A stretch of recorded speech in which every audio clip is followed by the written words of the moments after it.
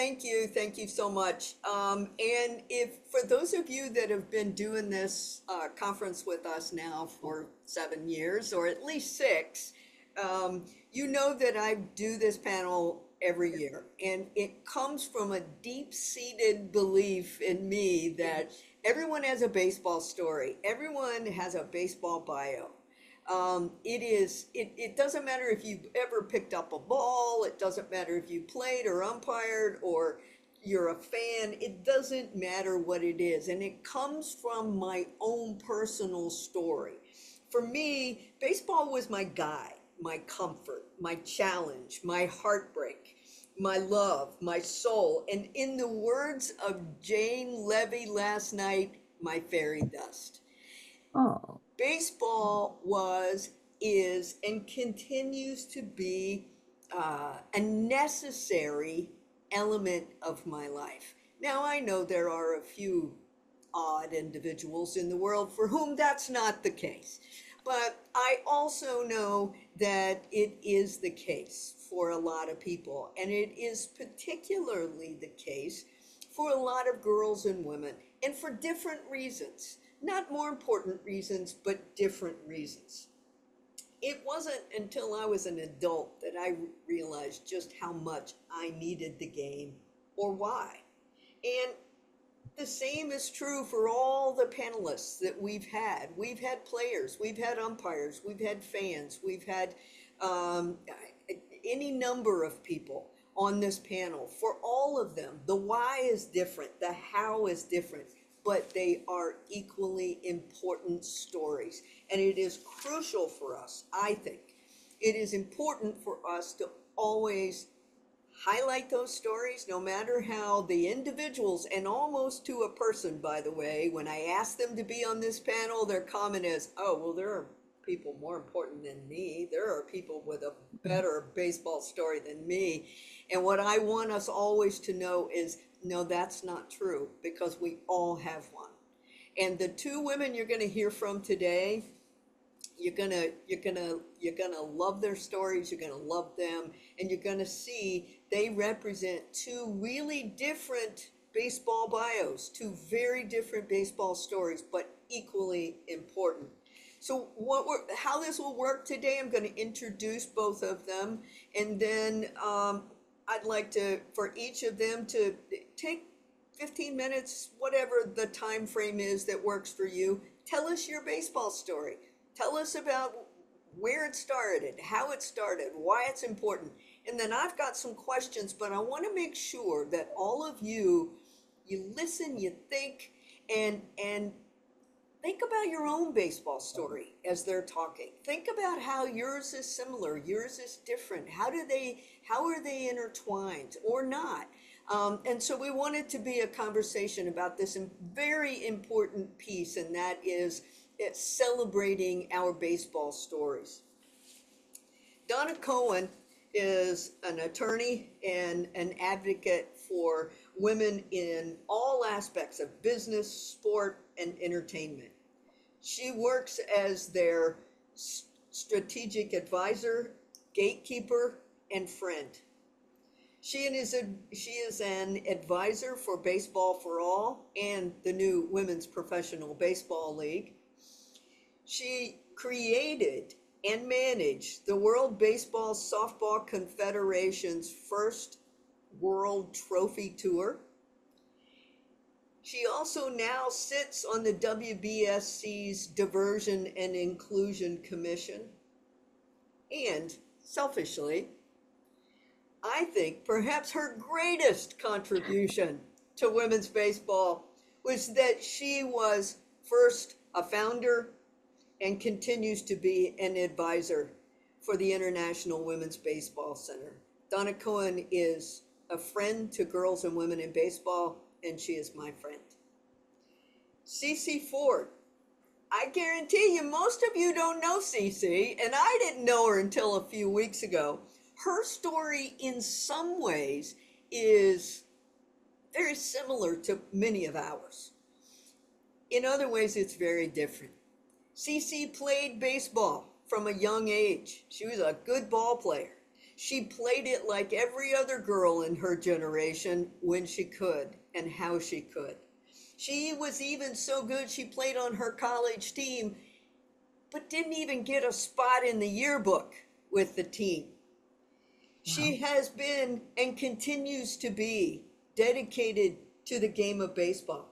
She became a teacher and taught for 40 years and remained connected to and dedicated to baseball, her baseball story, but baseball in general. And then fast forward several decades, and like so many of us, she saw in the news, oh, yeah, there's going to be this new women's baseball league, and come on out to DC and watch 600 women try out for that baseball. Yeah, look, you can't hardly believe it, can you? And she did, and that is where Leslie and I met her. And I guarantee you, you are going to love her and love her story just like I did. So, Donna, let's take it back to you. And then we'll go to Cece and we'll turn it, open it up for conversation. But tell us your baseball story. Oh, I'm sorry. One more thing I have to say about Donna. This is one of my all time favorite quotes. Oh my God. Donna said, yeah, no, not those. Donna says, although she resides elsewhere, she calls Field Box 59 at Boston's Fenway Park home. That is true. That's how you lead off a baseball story. That's true. Thank you, Kat, and for such a nice introduction and putting me together with such amazing women. This is very cool. Thank Yep. you. To IWBC, SABR, and most importantly, to everybody who's tuned in to support women in baseball and to this conference that has been going on now for seven years, right? Um, Proudly, I was at the first one also. But my baseball story started when I was 5 years old. You're a bum. That was my grandpa Irving, who had a running commentary with the television while he was watching his most favorite team in the entire world, the Boston Red Sox. I swear to God, I thought they all lived in the television until imagine my delight when my grandfather invites me to watch the team at Fenway Park, like for real. I am dressed in my finery because way back then we got dressed up to go to a game, and so too did my family. He had season tickets in the fifth row, and I thought I was somewhere over the rainbow. It was amazing, spectacular color. The roar of the crowd, the sounds of everybody there chatting, and the music and the players. I have no idea what the score was. I have no idea who played. For most games I attend now at 69 years old, I can say the same thing. But I knew that day at 5 years old, I was a part of something much bigger. And now we go 4 generations later in the same seats as my grandfather. There I am sitting with my children, my daughter, my son. Now we are amazing, loyal Red Sox fans, except I did birth a Yankee fan. And for those of you who have met him, he is a wonderful, amazing young man at 31 years old, still dresses in his pinstripes every time the Yankees are in town. But for my baseball story, thank you, Roberta. I know that means a lot to you. I attended games for the love of family, for the bond with 40,000 other people eating hot dogs and singing Take Me Out to the Ball Game. But life has a funny way in this world of changing our lives. And one day I was at FanFest and I bought a t-shirt along with my son that said, "There's no crying in baseball," and happened upon a gal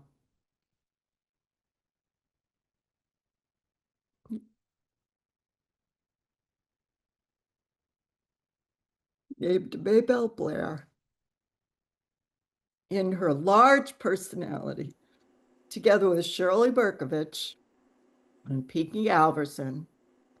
And we had a very quick conversation about the importance of women in baseball and the importance of spreading the word and creating an organization. And she turned to me with, if you've met her, that long fingernail that she has painted generally red or pink, you can do it. I don't know anything about baseball. This is not my field.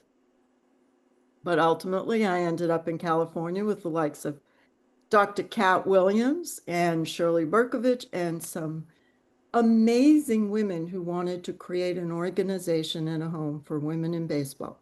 And I think many people have heard the pizza and beer story because that's how it started, the International Women's Baseball Center. And I'm really proud and excited for all of you for $2.3 million to be able to get you moving fast speed forward while Maybelle, as she says, is still on this side of the grass.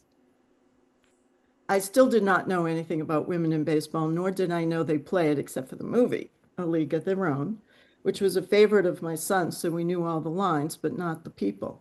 Now, having met the women, the original women from the league, I got involved, and I couldn't be happier. And from that day forward, in addition to what Kat was so nice to describe as my involvement, I represent authors and musicians and players, and I advise organizations, and I work with Sony, and I work with Live Nation doing contracts, and I am a gatekeeper for some of the most notable women in the sport. I do everything from their contracts, their appearances, their media, to making sure they have their lipstick and their sunglasses aren't on top of their head. And I could not be prouder to be a part of this amazing, amazing group. And so my baseball story does not involve being on the field at all, but it does involve the privilege of being able to move the conversation and the people and the opportunities forward. Thank you, Donna. Thank you. Cece, give these wonderful people just a little bit of what you gave Leslie and me back in DC a couple of weeks ago. Tell us about your experience. Tell us about your involvement in baseball from the beginning and where you are now with it. Man, it started out probably in my garage. I didn't tell y'all that part. And when the car wasn't in the garage, and I grew up with four sisters. We had five girls in the family, no boys. And the girls in the neighborhood sucked at playing anything sports wise. And so I used the garage wall. I'd get a tennis ball from the tennis courts down the street, and I had this little lousy glove that Daddy used. I don't even know how they played with them things back then. And I'd throw the ball against the wall and catch it. And I'd get closer, and closer and closer. And so I played that with myself to begin with. Then most of the people that played sports in the neighborhood were, of course, the boys. So every day, the field across the street, I'd go over there and play with the guys. And they couldn't pitch worth a darn, so nobody was hitting. And I was like, I do better on the garage wall than y'all doing up here. So let me pitch. So I became the pitcher for the neighborhood. And I was the only girl up there doing the full wind up and throwing the ball, pitching. And people would always get hits because I believed in everybody hitting. I didn't have no speed to strike them out, no way. So that was my beginning. I don't know how old I was. Uh, I know I wasn't no more than about 3 feet in height. I'm only 4'11" now. But everybody got a hit, so everybody got to develop their skills in the field. And it was fun. And plus, I didn't want the guys getting hurt because they couldn't iron drive. Then we'd be short of playing. Then nobody could play. So I had those skills. And that's where my baseball started. Every day over in the field during the spring and summer days. So then we go to junior high school. And at lunchtime, the guys we grew up in the neighborhood, we would play ball at lunchtime. So we get to junior high school. Still couldn't wear pants. So I'm out there in these dresses trying to pitch. at lunchtime. And that was the most horrible thing. Couldn't even put them under your dress. I said, well, y'all gonna see some holy draws here. So we get the pitching at lunchtime and we had a ball.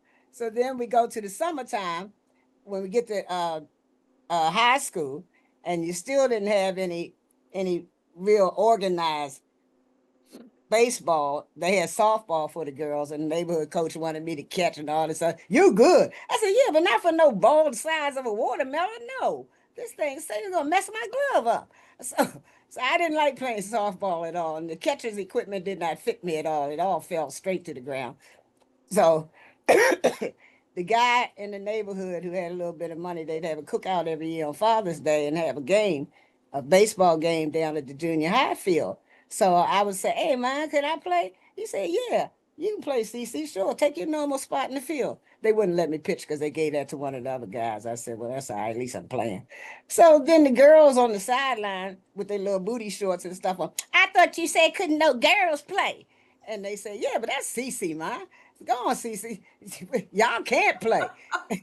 So I go on out there and I play with the guys in the summertime. So then we get to college, and I'm like, man, I want to play baseball. So I asked the coach, and he said, we don't have no girls playing baseball, CC. I said, come on, coach. I've been playing ball since I was knee-high to a cricket. About still that way, but still. Come on, coach. So he gave me the tryouts, and I made the varsity team in college. I had this little burlap uniform and all. I said, woo, I'm in the big times now. But then we get to the games. The other schools didn't want to play me. They didn't want to play on the team, play a team that had a girl on the team. I said, what y'all scared of, man? So then the coach said, well, you can do the scrimmage game, CC. I said, man, that sucks. So anyway, at least I was in there and I had my little burlap uniform. That thing itched like crazy. So anyway, we get to one game, he let me get in, right? He said, you know how to get out the way of a bad pitch, CC? I said, oh, yeah, coach, I know how to get out the way. He said, all right, because I'm kind of hesitant. You know, these guys don't like playing with a girl. I said, coach, I know it. I've been playing ball my whole life. Come on now. The first ball that the guy pitched, had my glasses sitting crooked on my face, knot coming up on my head. He wanted to pull me out the game. I'm like, come on, coach, nah, my glasses ain't broke. I'm good. It's just a knot. He pulls me out the game. I was so disgusted. But yeah, they did not. I maybe got in about 2 or 3 games, the regular games, because the schools didn't want to play with a girl on the team. I thought that was the most ridiculous thing. I'm like, why? If anything, you should see that as an advantage, I would think. You know, to you all, you know, hit it where she is. So you think, but it wasn't like that. So, you know, then going along as an adult, it was nothing but softball.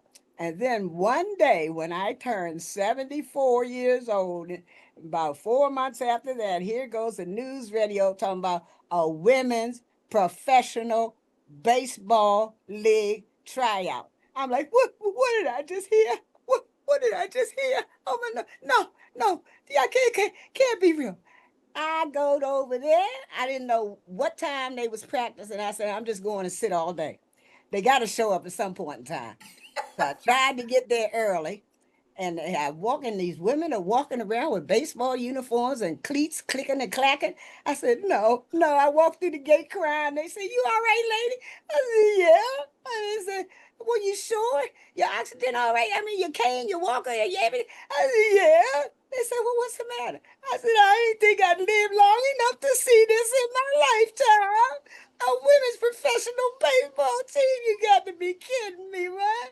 And they said, well, you don't look that old. I said, don't let me take my hat off. You'll see my bald gray hair. You'll see how old I am. I said, this is just amazing. So then I get in there. When I walk in there, Leslie is up there giving this interview about women who have played baseball and their stories not heard. And I said, how she know me? I just walked in the gate. She's telling my story. So I stood there and I listened to her story. And then I'm sure she looked up every now and then and said, who is this lurking at the daggone fence? I'm trying to give my story. Little cameraman kept looking up at me. And when she finished, I introduced myself and told her, I said, that's my story. And she said, whoa, that's just what we want to hear. And she was all excited. I said, don't nobody want to hear no little old lady tired story. She said, that's the exact stories we want to hear. I said, really? She said, yeah, and here I am. Here I am with y'all, man. I'm like, whoa, y'all do want to hear this stuff. Man alive, I am just tickled pink and so honored. I thank you all. I didn't think anybody was interested. I mean, the yearbook, I mean, nothing. No Wheaties box, nothing. You know, now they on Wheaties box, TMZ, whatever all that mess is.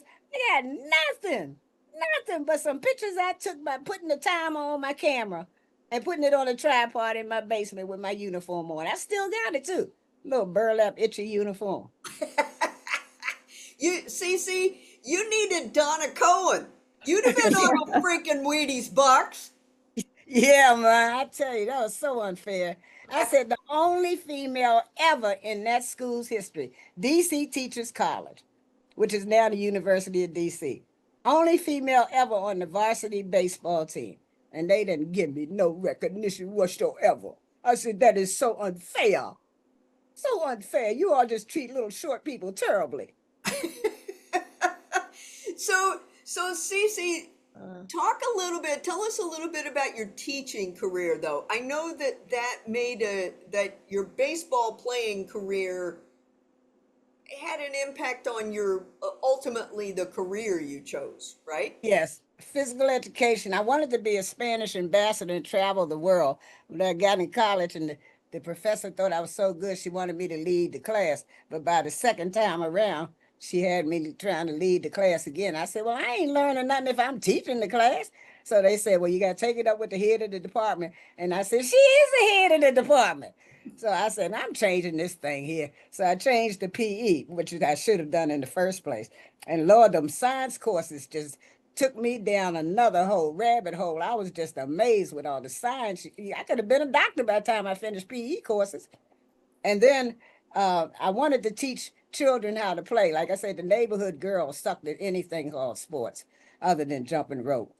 So I said, I got to teach kids how to pivot, how to catch, how to throw on the opposite leg. That opposite leg thing bugs me to death. I can't stand that wrong leg thing. I know a lot of people do it and they fine with it. But I ran out to the field one day. Some guy was doing the little bean bags and the whole thing. And I was watching him from the window. I said, he's on the wrong leg. I go over there, excuse me, sir. I don't mean to interrupt you because you seem to be doing all right. But just as a physical education person, it seems that if you do the other leg in front when you release the little bean bag, it might give you a little more advantage on getting that thing in that hole. Oh, I've been doing it like this my whole life. I'm in tournaments and everything. I said, okay, I was just saying, didn't mean to disrupt you. Okay, carry on. But it's so many things I wanted to teach the kids, about proper stancing and how to pivot and all they want to do. I taught elementary, by the way, so it wasn't big people. It was little people more my size. And now they ain't my size, so I had to retire. So anyway, I just wanted to teach people how to play and maneuver and handle their bodies.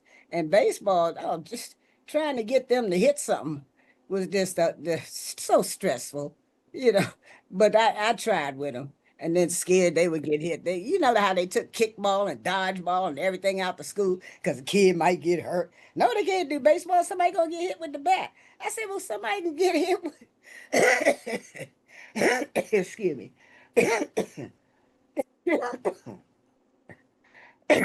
Somebody can get hit with anything. You got yourself all choked up there, Cece. Yeah. Careful. That was baseball too. If they had had baseball when I came out of college, I would have continued being an athlete and I'd have never took up smoking. And I wouldn't be sucking on oxygen. Now I know that's a piss poor excuse for why I did this smoking and got this way, but I just like to say that sometimes. It works. Because they should have works. had baseball for women when I came out in 70 something, whatever it was. And I wouldn't have smoked because athletes don't smoke. And I still would have tried out for the baseball league if it wasn't for this oxygen. And I could pi- see you being out there doing it, I Cece. pitched some balls, didn't I? Yes, you did. And by the way, for those of you, if you know Danae Benitez, Danae was standing there in her uniform, and I said, "Come on over." She took Cece out on the field, and they pitched. So that was a moment, I think, for both of them. And you know what Cece's talking about is an age-old story, right? And some of that is, you know, her questions about where, you know, we didn't get the recognition, we didn't do this, or we didn't get that. There are so many pieces and parts of this story, and this is one of the many reasons that I wanted Donna Cohen on this panel, because Donna, I think I'm correct in saying you did not play, correct? I did not play. And you didn't umpire or coach, No. but your impact on women and girls in baseball is tremendous. And the impact of baseball on you, tremendous. Yes? Yes, that is true. What what do you think beyond the obvious? You have a career that focuses not solely on baseball, but largely. Beyond that obvious thing, what did baseball give you beyond the stadium? You know, beyond the sitting in you know your family's box and with your family, and what did it give you? What are the connections beyond those obvious things? I think baseball is a lens. And for most people who are women in baseball, it was a lens through which they played, or they tried to play, or Mm-hmm. they managed however they needed to be able to play. Mm-hmm. For for me and my family, it was a lens into the pillars of life. Mm-hmm. So it was loyalty, the Mm-hmm. development of loyalty to your team, an acknowledgement there are those who don't always agree with us, and we do it in to the extent we can, a most respectful way. I'll just add that I do sit with my son at the Yankees games, and we are right next to the dugout where all the Yankees fans sit. So sometimes there is a challenge of being able to be so polite, because those Yankee players, all due respect, Roberta, are not always the most pleasant. It's it's camaraderie.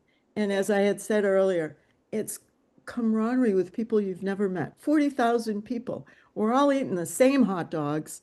It does go this both ways. You're right, Roberta. I've been to Yankees games as well. Um, we're all eating the same hot dog. We're listening to the same music, and we're standing by the water cooler having the same conversations about the players we like and we don't like, the journalists who have written this, that, or the other thing, the events that are going on around the game, the kids that are getting involved in Little League. So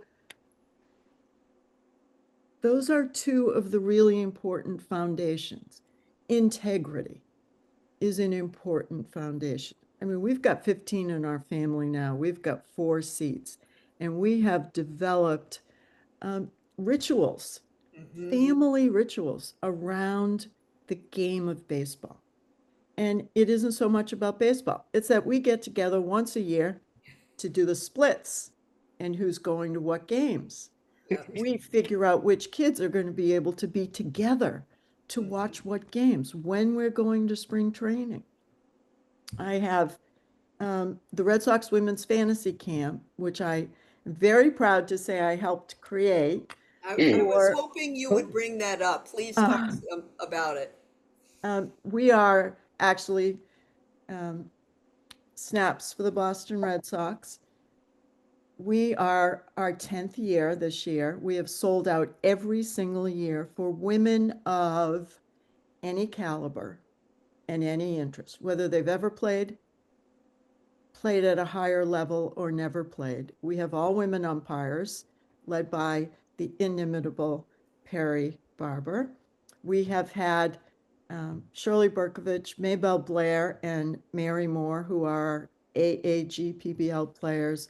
Cece, maybe sometime you'll come down to our camp. I'd love to.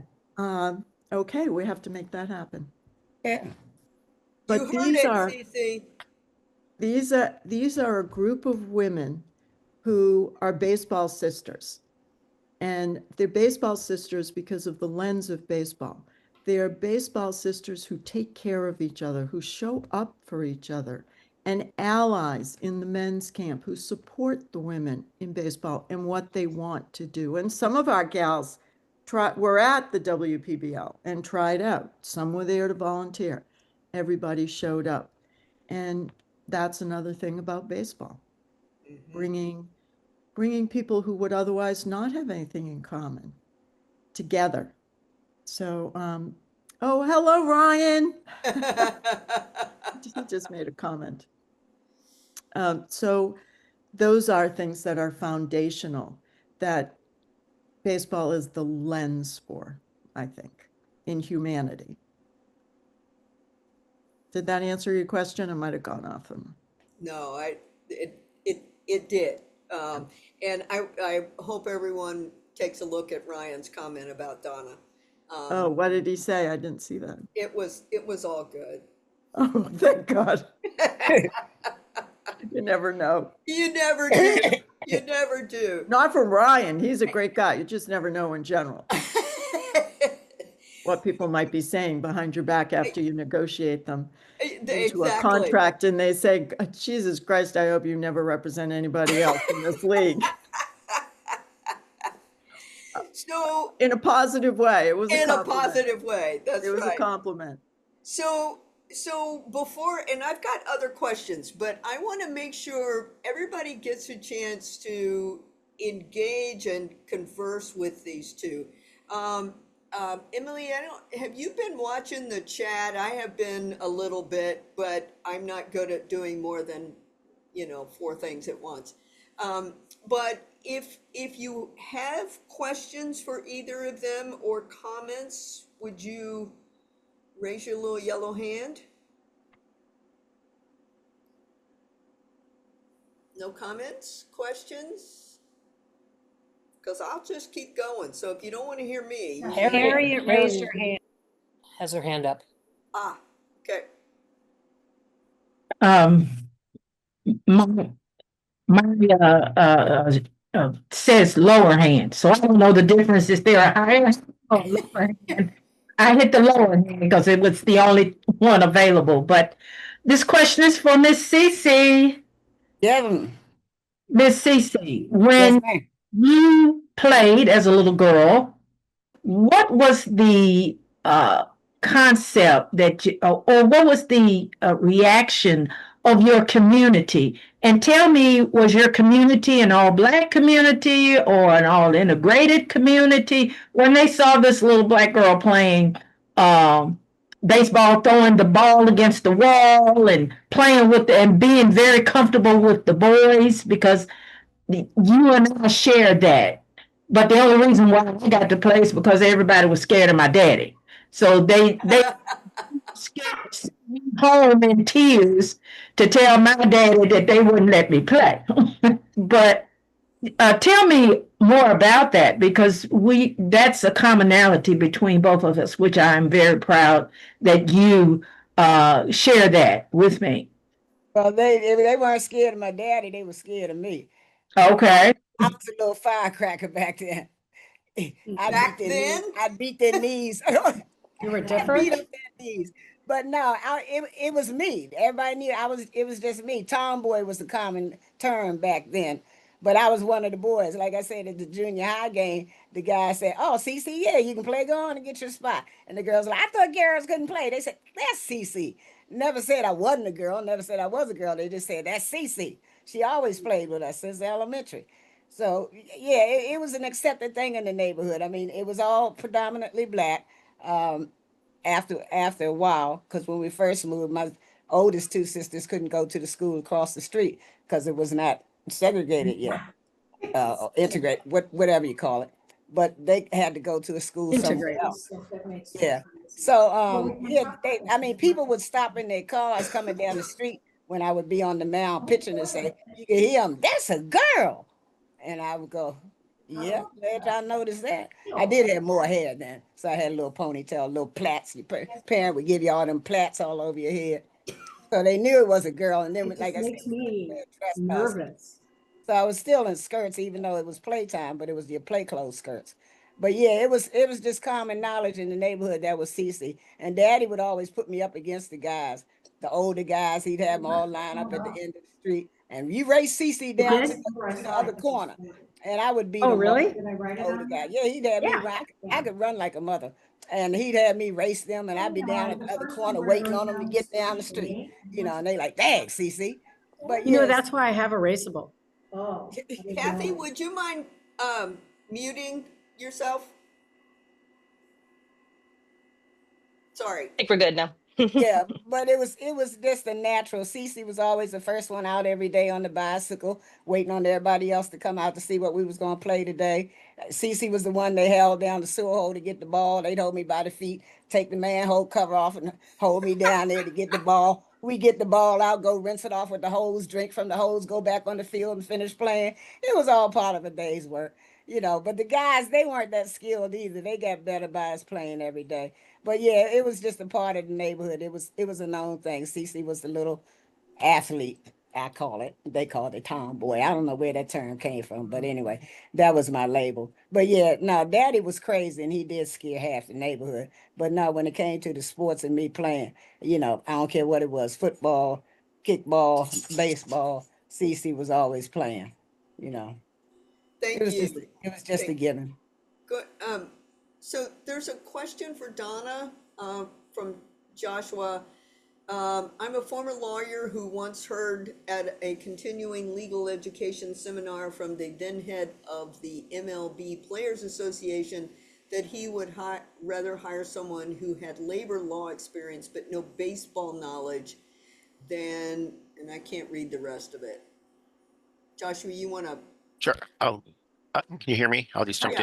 Yeah, go ahead. So I was who had labor law experience but no baseball knowledge, then the reverse. So basically, he said he heard from people all the time who wanted to work at the Players Association as a lawyer for him, but he would rather have someone who had labor law experience but didn't even know what baseball was than the reverse because he didn't want someone who just loved baseball and that's why I want to do it. So I was just wondering what your thoughts are and your experience and with the people you represent and work with on the intersection between baseball and law. I actually, some of my baseball sisters from the Red Sox women's fantasy camp, Kat, Leslie, Ryan, Maybell, probably would all agree. No one ever calls me because of what I know about baseball. And they say it very politely and very fun and very supportive.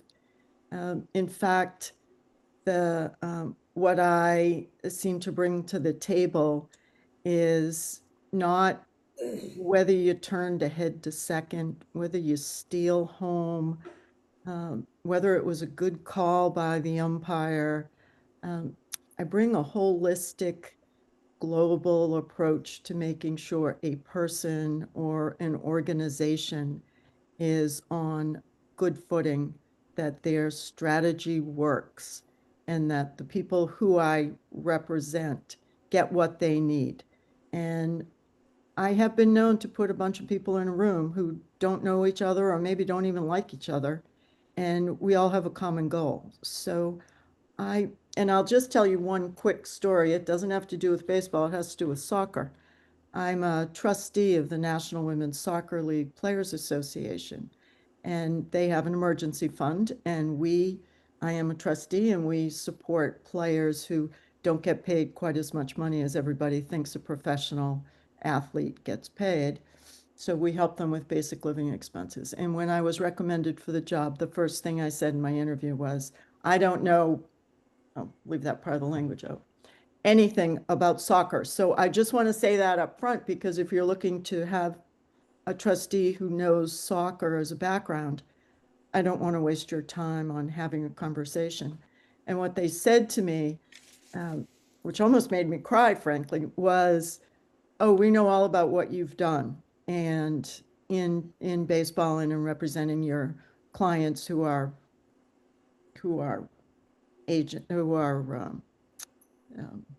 authors and musicians, and trust me, we didn't call you because of that. I mean, she was just that bold. So I don't pretend to know anything, and when I do, I'm politely put in my place where I belong. So there's that. Emily, Yeah, so I have a question. You both seem to have such vivid memories from your childhood, and especially within the context of baseball. So I'm curious if you had a sense back then of any limitations that society might put on you as a woman, kind of as an adult, and maybe what you thought was possible at that time and how you kind of reconciled that when you actually became an adult. I can go first since Cece seems Sure. is on mute. If you want, is that okay? Cece, yeah, sure, okay.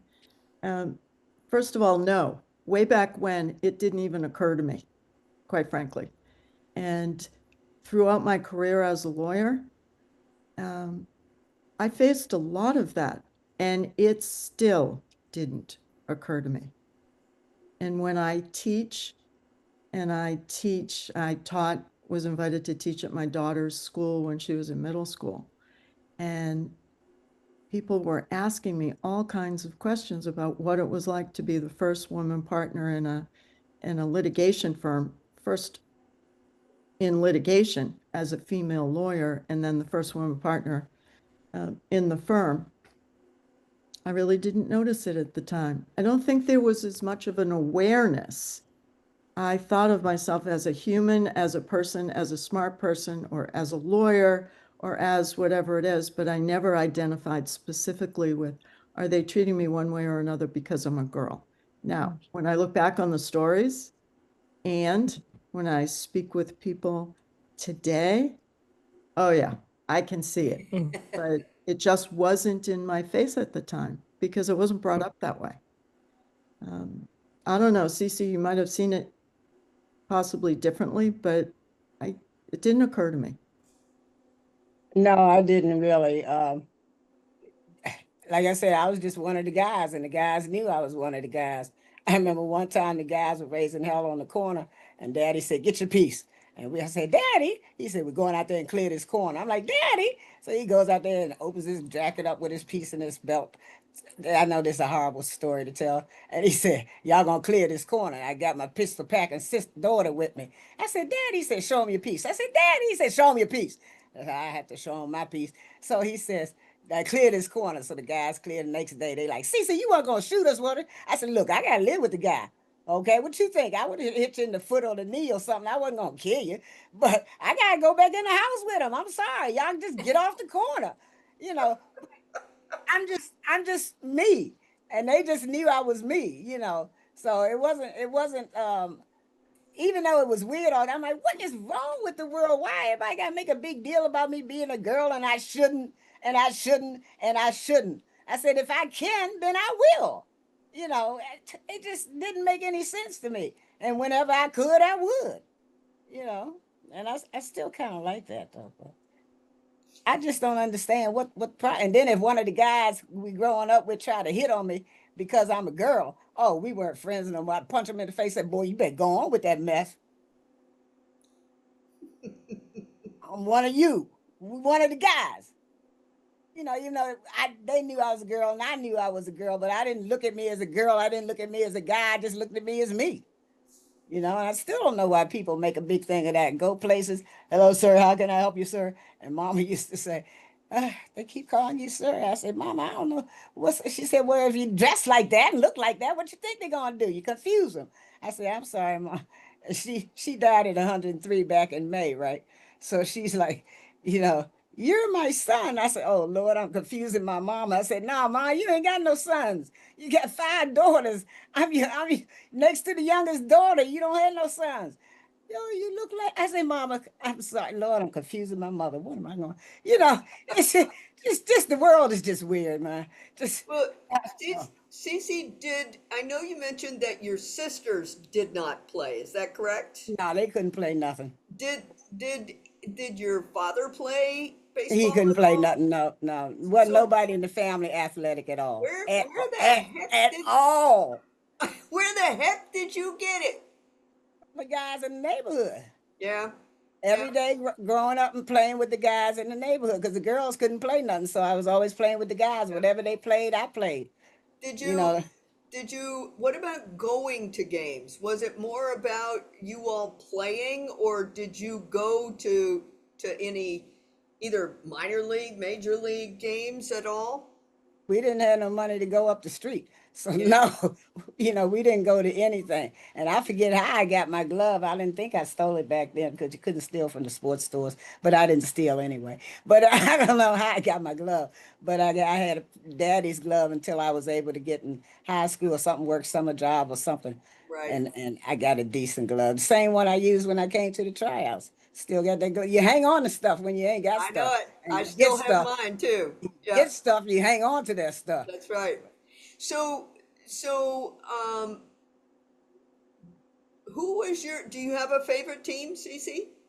Nationals because they're my home team. Yeah, okay. When I grew up, it was the Senators. Right, right. I had a ball that somebody signed, but that's faded colors now. I don't even know what color that thing is. I got to get rid of it.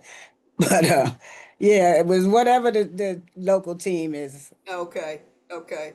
And gosh, Donna, who's your team? Uh-oh. If I said I love them all, Yeah. I'd be lying. We all know you are a diehard Red Sox fan, and we I am a diehard Red Sox fan. I don't know a thing about the team, but I will support them till the day I die, blindly. There you go. That's funny. Well, we love you regardless. Oh, thank God. So what other comments, questions do we have? What have you guys got? Like I said, I can talk to these two for days and days. So Leslie asked, Cece, do you have a favorite player? Mine doesn't even work right anymore. I can't remember nobody's name. Yeah. But I like that little guy that they got, the new boy that plays out in left field, little tall guy. Somebody Wood hits all the home runs On the Nats? on the Nationals team, yeah. Anybody Some know of our who that best is? players they traded. James Wood? Yes. James yes. Wood, yeah. Yeah. Yeah, I can't take credit for knowing that. That was someone else. Sorry. Okay. I Yeah. actually have a favorite player, Yeah. hard as it might be to believe. Ken Brett, who you Really? might not know, but at 17 years old, he was the 4th overall pick in the draft to be able to play professional baseball, and was the youngest pitcher ever to pitch in a World Series. He pitched for the Boston Red Sox. Wasn't intending to be pulled up in the World Series, but Sparky Lyle got hurt, and he pitched an inning and a third with no hits. And Wow. the reason that I love him and admire him so much is because he firmly believed that you play for the love of the game. There you go. Yep. And forever I will admire him and admire that. Yep. Well said. Donna, I don't think you were on last night when Jane Levy talked about her book and talked about the Love her. yeah, she talked a lot about that and how baseball has changed, and so I think that comment and that story follows suit, because I think that's exactly what she would say, is that, that's her game. That's Mhm. how she referred to it. That's her game.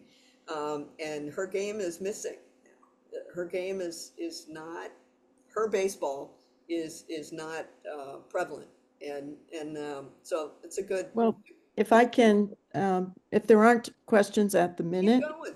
if Keep I going. could circle back, because one of the things you said, which will lead me into Little League, is the women who came to tryouts and the allies who came to tryouts, whether they were volunteering, whether they were Mhm. trying out, whether they were umpiring, scouting, coaching. The Women's Pro Baseball League has gathered people who play for the love of the game. Yep. And more power to Keith Stein and Justine Siegel. And I'm proud to sit on the advisory board with you, Kat, and Leslie, and all the other gals who've been invited to sit on that board, because our women who are going to play in this professional league from all over the world are playing for the love of the game. We get it. Mhm. And there's a lot of other people that get it, but we get it. Yep. Which brings me to Harriet made a comment about reactions of the community when a girl is playing baseball. And I have the privilege of working with Maria Pepe.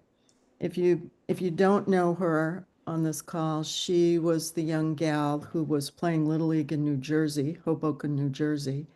And it was reported to Little League that there was a girl on the team, and they threatened to shut down the franchise permission to be able to have a Little League if she stayed on the team. Now that young Maria was 9 years old at the time, and the community, for the fact that she wanted to play baseball, and CC, like you said, the guys had no problem with her. She was just another player on the team. They were all her friends. These were her people. After school, they played all the time. And the National Organization of Women asked for permission to file a lawsuit against Little League for the sole purpose of establishing the right of a girl to be able to play Little League baseball.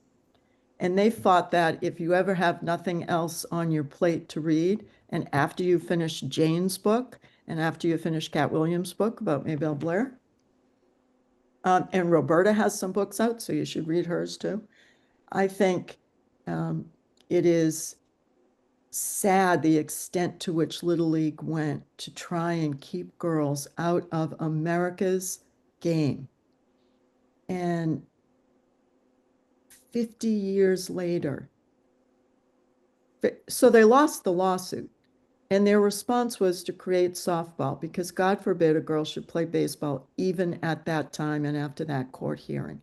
I have nothing against softball. It's given great opportunities to many, many people, and congratulations on the new professional softball league and Kim Ang, who's a friend and a colleague. I hope they're very successful. But 50 years later, Little League still had nothing for girls in baseball, and finally created the Maria Pepe Legacy Series after 50 years. And that young woman is still, well, she's not young anymore, scarred from the reaction of the community to her wanting to play America's game, for her wanting to play the game of baseball. And let me tell you, watching her, when she walked into Little League and when she walked into their Hall of Fame and saw her glove from when she was a child that had been donated to the Little League Hall of Fame, and she held that glove. On the one hand, I think there were a lot of people turning over in their graves. And on another hand, what a gift. Better late than never. And I wish the Women's Pro Baseball League 100% of my support, because they deserve it. And one last thing.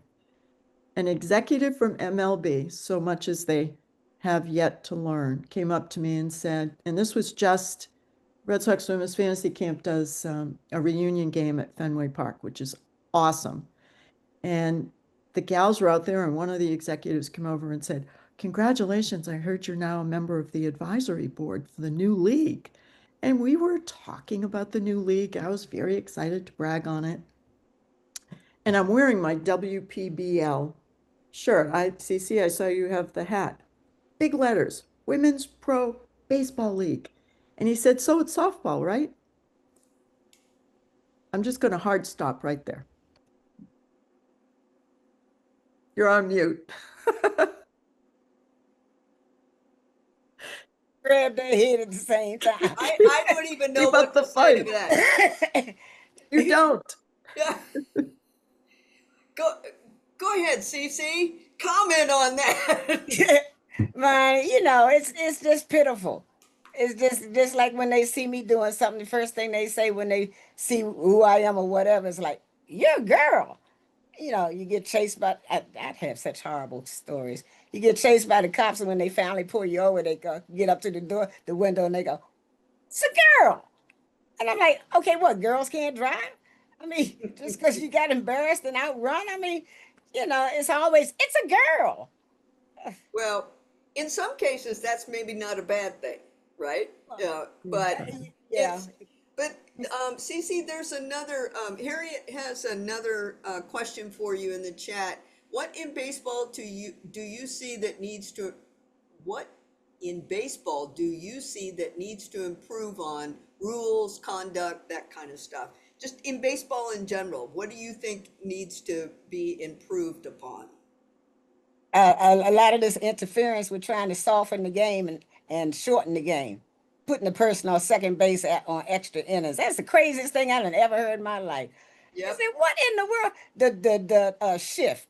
That's so stupid. I'm sorry, but how you have one person between second and third and three people running over each other between first and second? Come on now.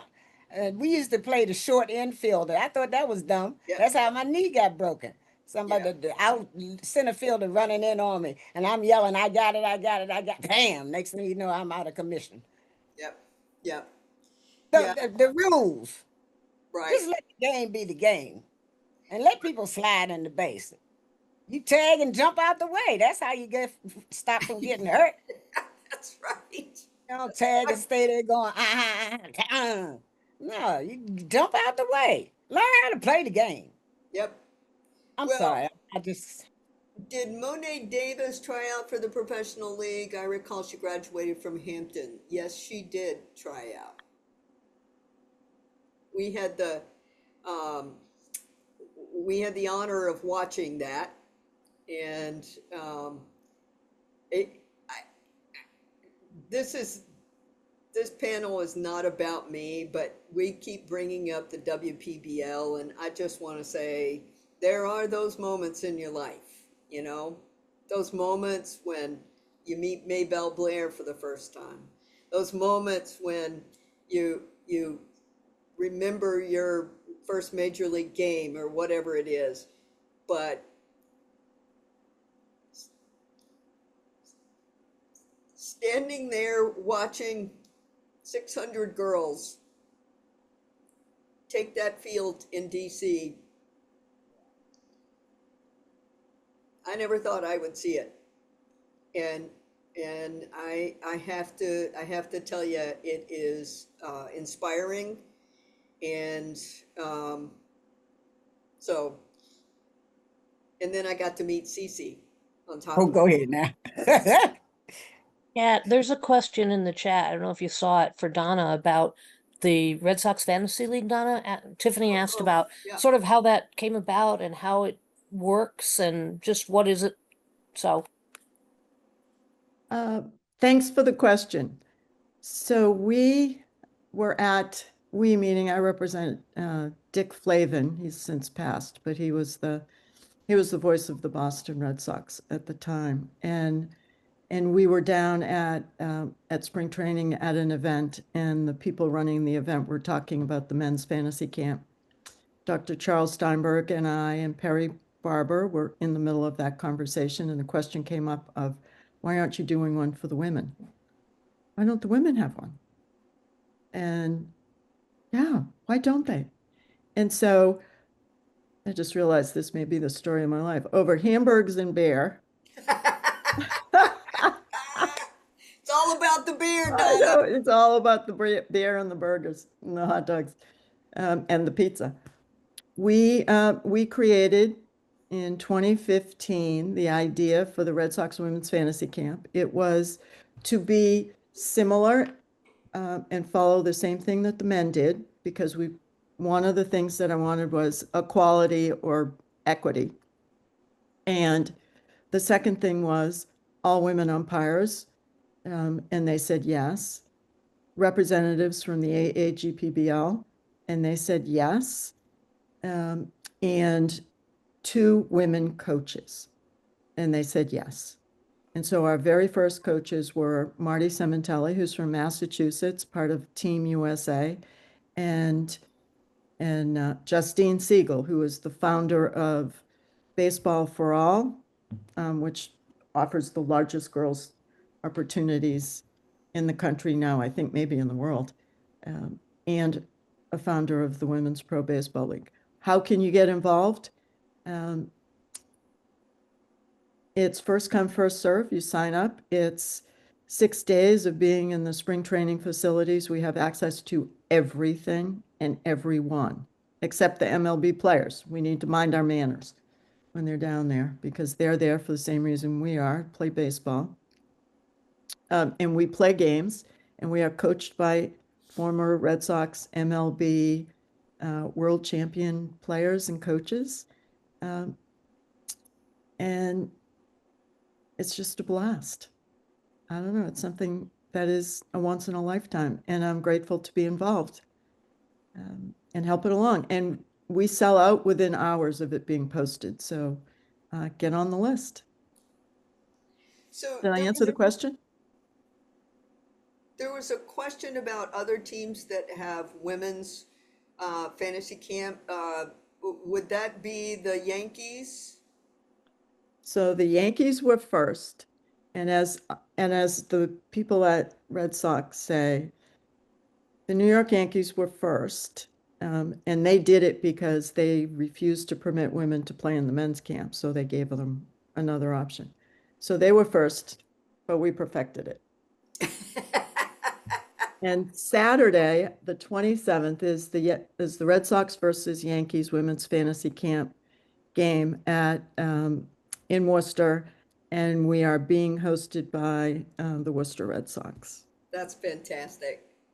And I know someone mentioned also that other teams allow women to participate, but of course that is a very different thing.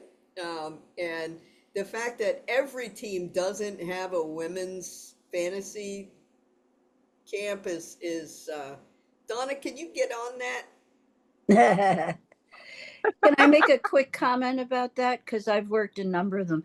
The Oh, hi, Perry. Detroit Tigers have had women playing at their fantasy camps for many, many years. And one year I actually took a survey. They had enough women to make a separate team. And I asked them, why don't you all play together as a team instead of being distributed amongst the men's teams here? And they all said that they preferred it that way.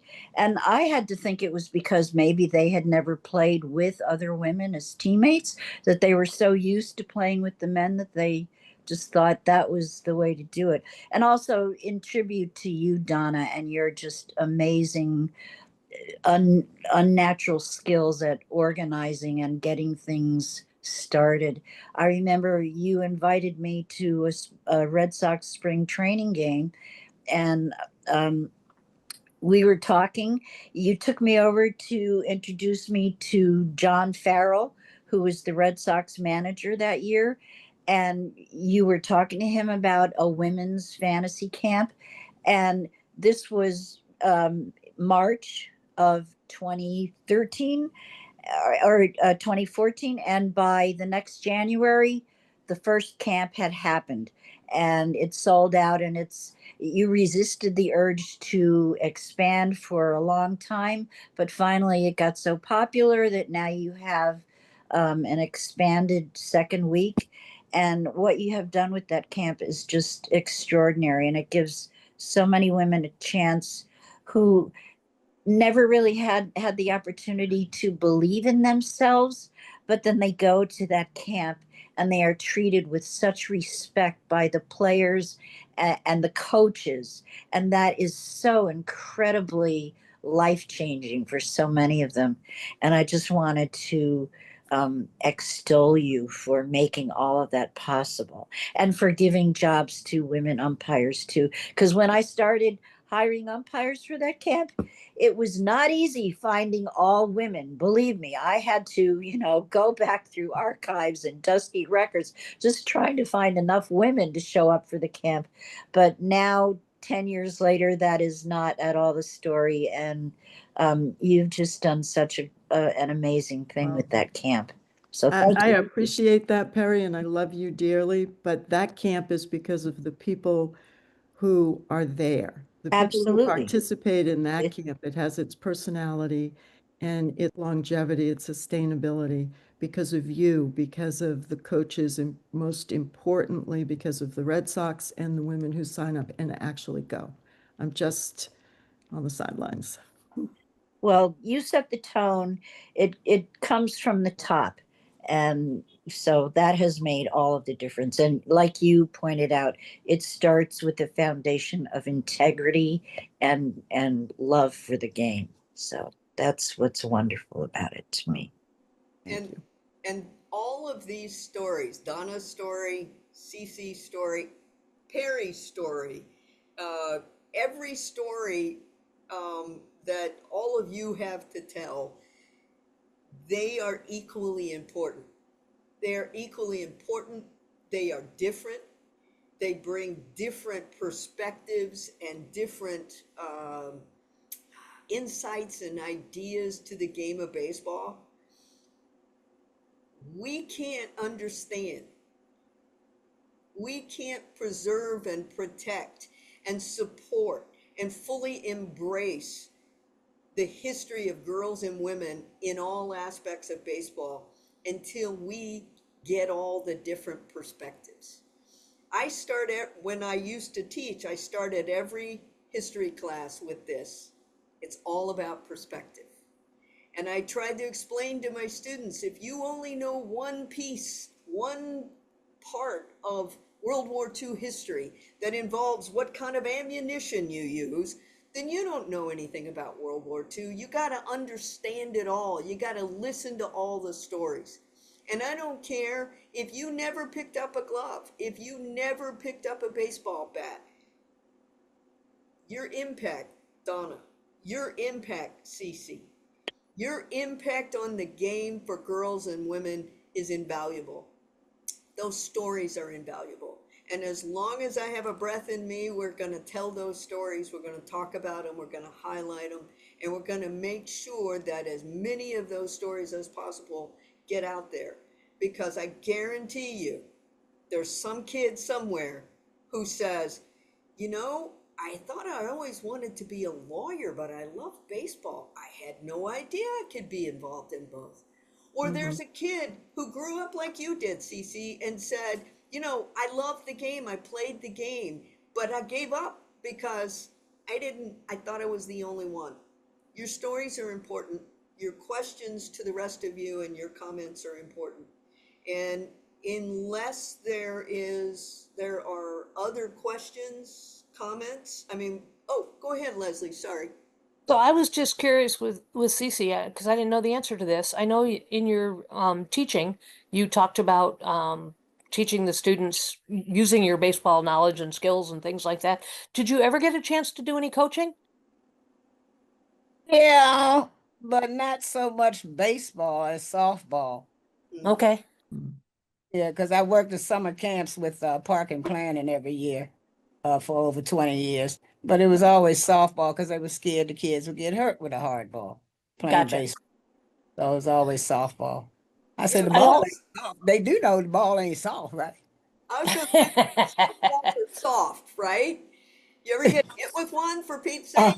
Oh, yeah. It's a And I know bigger it's bruise. not baseball, Cece, but I think it might be of interest to tell the rest of the group your other sports that you have had a huge impact in, particularly bowling, because I know that you founded a league and have done all kinds of things. And that, you didn't get to play baseball, but you had that opportunity. And so I think it would be interesting for people to hear a little bit about that as well. Yeah, in bowling, it was the same thing where guys were always degrading the women in the league or whatever. So I started a female league called League of Women Bowlers. And it was founded in 2006. Had over 60 women on Sundays. And I'm in a group called the International Gay Bowling Organization, IGBO. And I was the largest female league that they had on the East Coast. And they were like, how do you get 60 women to come together on a Sunday, a football Sunday? I said, you got big screens in the bowling alley, and they'll be there. It gives the women an alternative. Plus, you're in the company of women. You don't have people yelling at you like you. I was in a lot of the regular leagues, and when you go to congratulate the anchor man, give him five. I'm supposed to do that. I'm the anchor. I'm like, well, good God, you ain't getting paid for this. This is fun. It's a league. You know. So I was about sick of all that throwing their balls and breaking. I said, oh my goodness, I go with the people that have fun and I bowl with them. And so I started the women's league in 60 women, and I just disbanded it in 2019 because it got on my nerves. Can't be around too many women too long. So 2019, it was just over. So we lasted a good little while, but enough is enough. But yes, that and I enjoyed bowling very much. I just got back into it 2 weeks ago. I had to go get an 8 pound ball because with my illness, I couldn't pick up my 10 pounder no more. So I'm still able to do it. Archery was another enjoyment that I did, but I haven't been able to get together too many people with that. The schools didn't want it because it was too dangerous. You gotta be shooting bows and arrows. I had a guy in high school put his hand on the bullseye and I put an arrow between each finger. Now, yeah, that was insane. That was crazy. Yes, it was. Then PE teacher would have had a heart attack if she had walked out. But if you're gonna do something, you just do it. And again, that was another thing I could do by myself. So all summer long, PE teacher junior high would let me take targets and bows and arrows home. So you come good at stuff, but you don't know that you're good at stuff. You just enjoy it and keep doing it over and over. You get good at it. People are like, whoa, you can really shoot that thing. Okay, yeah, but it don't mean nothing to you, because you just do it. So yeah, with the PE and the kids, I would have still been teaching, like I said, because I loved. I had 16 after school activities: martial arts, yo-yo club, double dutch, kickball, flag football, just all sorts of things that the kids just weren't used to doing. Then I'd have a sports banquet for them because that's what they did for me in college. I have a picture of my little plaque I got in college for baseball. I got my varsity letters from baseball. I've got a little watch they gave me at the sports banquet. You got to make the kids feel good about themselves, and that's what nobody did. And I was into photography and into calligraphy. So I would make these little certificates because I took pictures of them in their sports. And you just give that to them and have a sports banquet, teach them how you sit down dressed up. The parents would cook meals. Oh, them parents could cook. Woofy. And then you'd have a dinner for them. And then I'd go out and hustle up trophies for them and plaques and all sorts of awards. And they feel so good. They go home with trophies and certificates and a whole bunch of other stuff just for playing sports. So it inspired the kids because the clubs were for pre-K through 6. So you had yo-yo pre-K through 6, martial arts pre-K through 6. We had double dutch. We had basketball. We had 16 after school sports. We had a health club. The guys would bring in vision machines. They'd bring in stethoscopes, the old fashioned way of taking blood pressure. Kids would do a health fair every year. The classes would come down. They would screen them for their vision, their height and weight, and a whole bunch of other stuff. And the hospitals, local hospitals would get in on it. So we had the nurses from Howard University. A friend of mine was in charge of them. She'd bring them over to do their out time for teaching, whatever you call it when you come out to school to get your time. And they would work with my health club students. And a lot of them ended up being nurses. I ran into a couple of them nowadays. One of them is my barber, a kid that came out that I taught. Another one is my locksmith. So they end up remembering you. Amazing. One of them does my lawn. And they say, move forward. Well, I say, hey, now what you doing now? Oh, I'm doing so. Hey, well, come on over my house, be my landscape or whatever.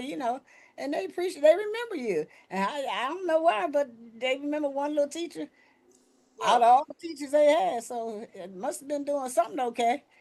But well, yeah, and you make that's an impression on people and it lasts a lifetime. yeah, and that's another example of how not just baseball, but sports in general, Yes. the kind of impact it can and does often have on young people and even us older people. Yes. So I think we are out of time unless there is any Leslie. Shall we just? I think you and I are up next at 4, but I don't want to cut anybody off either because we're very fortunate to have both of these women here with us. And if there's anything else, please speak up. If not, thank you both so much. Both of you have amazing baseball stories, and you enrich my life greatly. Thank you. Thank you. It's mutual, Kat. Yes, thank you. I'm honored.